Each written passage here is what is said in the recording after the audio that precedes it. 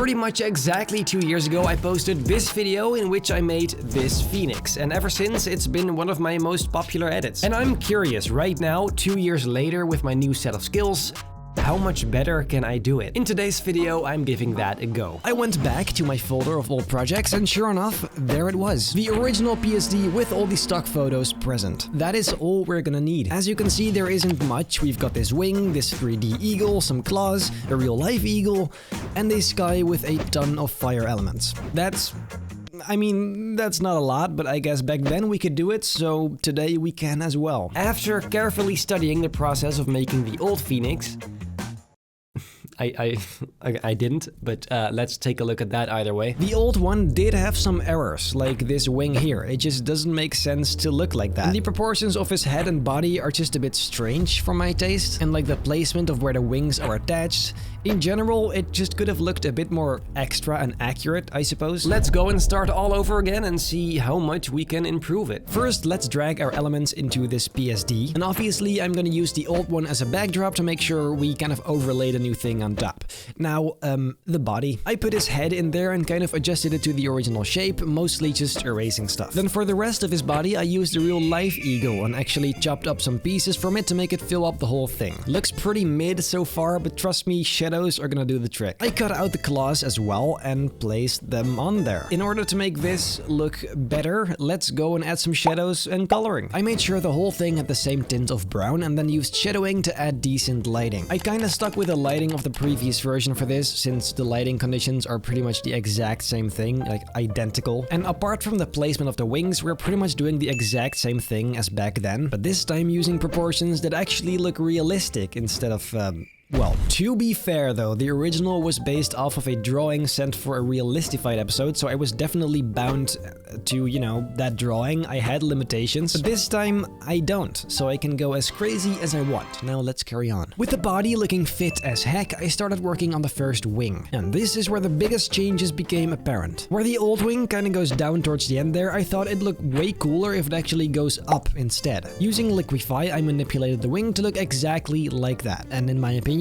that is a million trillion times better already. It makes it look like the wind is an actual factor in the way it's shaped. By the way, I'm still not over the flu, so my voice sounds a bit weird. I'm sorry for that. Anyway, with the wing I was happy with, I moved on to the second one and did the same kind of thing except for one detail. What bothers me in the old one is his wing just stays flat, when in reality it totally should be folded up, which means you can see the outside of the wing on the side there. That's what I was gonna do for this one. This started with the inside looking like this, and then using a second layer for the rest. As you can tell, it just looks right, especially compared to what came before. Now again, repeating the process of the old Phoenix, I added the same brown tint to these wings to make sure it's consistent throughout. This actually made it look pretty nice already, even though I was gonna add some red later. Another thing about the old one I don't really like now is the simplicity of it. I wanted this one to have some more feathers and features, so manually I added that using this same wing image. I personally love what this did to it. It just makes it more alive and organic for some reason. I'm essentially just adding imperfections to it. And for the feathers on his head, it's really just the same thing again, using parts of the wing. And I found out what made the old one look a bit strange in this department is because I built it up from individual feathers, rather than using clusters of them. This meant I had to manually paint shadows, and obviously that will never look as good. This time I actually did use a bunch at the time, and well,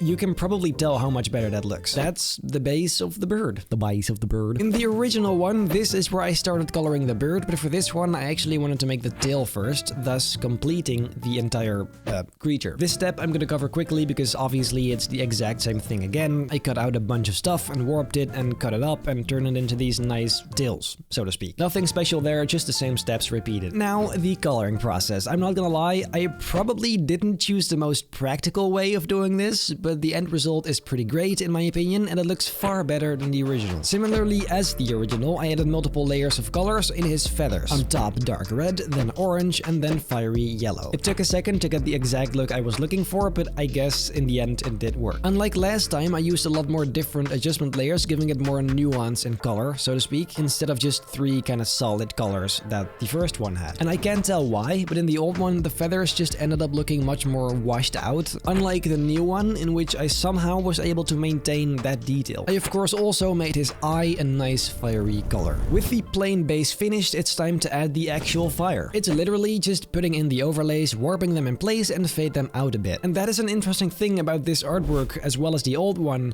There isn't really a single really difficult technique involved. It's all pretty basic stuff. It's a combination of pretty straightforward actions. I suppose it's just knowing what you want it to look like and knowing which things to do in which order. But that of course is just practice and experience. Now, as expected, finishing this one up involves mostly highlights and glow. Using a reddish glow, I made sure to increase the vibrance of the second row of feathers, which turned out fantastic in my opinion. Overall, I just made it look a lot more fiery and vibrant, which of course is a must-have for a phoenix like this. So yeah, also that step is finished. Now, the original background image, I just don't think it's really gonna work. Instead, I did some googling and came across this image. I dropped it in, added some color to it, and that is a lot better if you ask me. Especially because of the bright center point that makes it pop a lot more. And adding these backgrounds is really nothing special. It's just putting it in there, adding some color. That's why I'm skipping over it. And now with this one fully finished, let's go and compare. We already covered the shape of his body mostly, but the proportions of his body are just a lot more realistic looking, along with the proportions of his wings. It's a lot more dynamic as well, if you ask me, and there's also far more detail going on. He's got more feathers and imperfections, which really just makes him look more alive. Then there's the feathers on his head. In the old one, they're larger and rounder and have that fade out to red. For this one, that just didn't really feel right, hence this color choice. The roundness of the old one does make it look a bit more friendly, I suppose,